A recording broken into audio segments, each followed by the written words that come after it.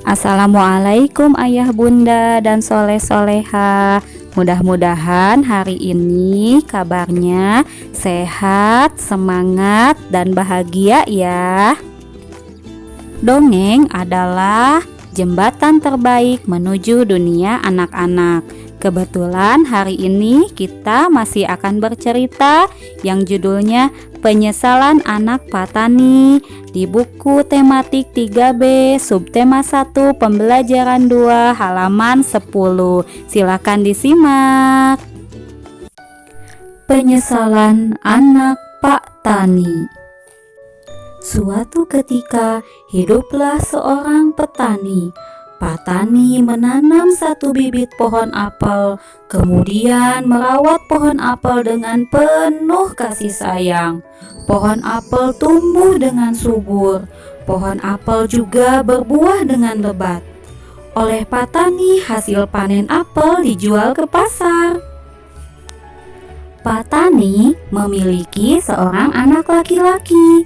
Anak laki-laki itu senang bermain di bawah pohon apel yang rimbun.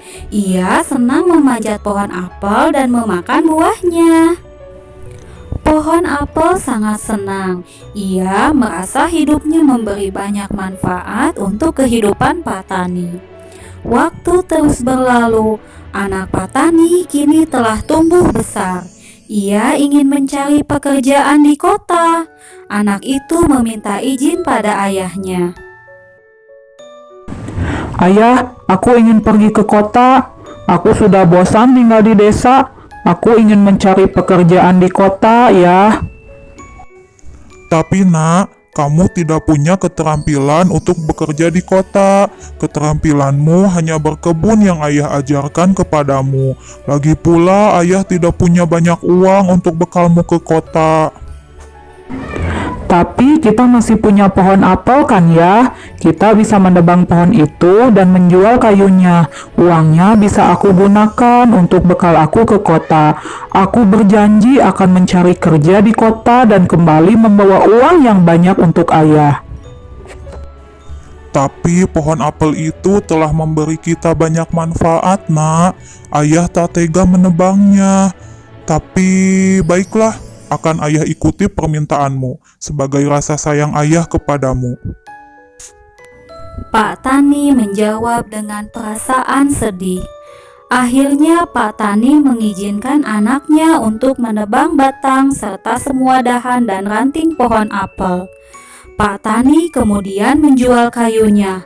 Uang hasil penjualan kayu Pak Tani berikan kepada anaknya. Dari bekal uang yang diberikan ayahnya, anak Pak Tani pergi ke kota. Di sana ia mencari pekerjaan ke sana kemari. Namun, karena ia hanya memiliki keterampilan berkebun, ia kesulitan mencari pekerjaan yang sesuai dengan keterampilannya. Hari demi hari berlalu, uang pemberian ayahnya kian menipis. Anak Pak Tani akhirnya memutuskan untuk kembali ke desa. Sesampainya di rumah, anak Pak Tani meminta maaf pada ayahnya. Ayah, maafkan aku. Ternyata mencari kerja di kota itu tidak semudah yang aku bayangkan. Lalu, apa yang harus kita perbuat, anakku? Ayah sudah semakin tua. Ayah sudah tidak kuat lagi berkebun. Pohon apel satu-satunya penghasilan kita sudah kamu tebang. Sekarang, kamu harus tanam kembali bibit pohon apel dan rawat tanaman itu seperti dulu aku merawat pohon apel yang telah kamu tebang.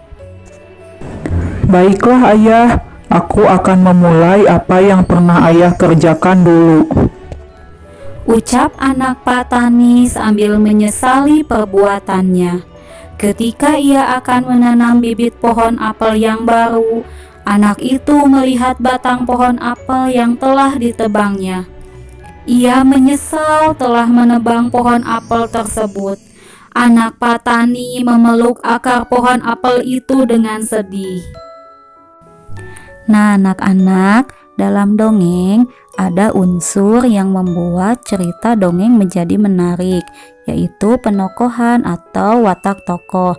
tokoh merupakan pelaku dalam sebuah cerita. Dalam suatu dongeng ada tokoh utama dan ada juga tokoh pembantu. Sedangkan penokohan adalah watak atau sifat yang dimiliki oleh tokoh dalam suatu cerita. Nah, dalam dongeng Penyesalan Anak Patani terdapat dua tokoh utama ya, yaitu Pak Tani dan anaknya Pak Tani. Tugas yang pertama kalian adalah menyebutkan watak dari tokoh Pak Tani dan anak Pak Tani. Kirim voice note ya.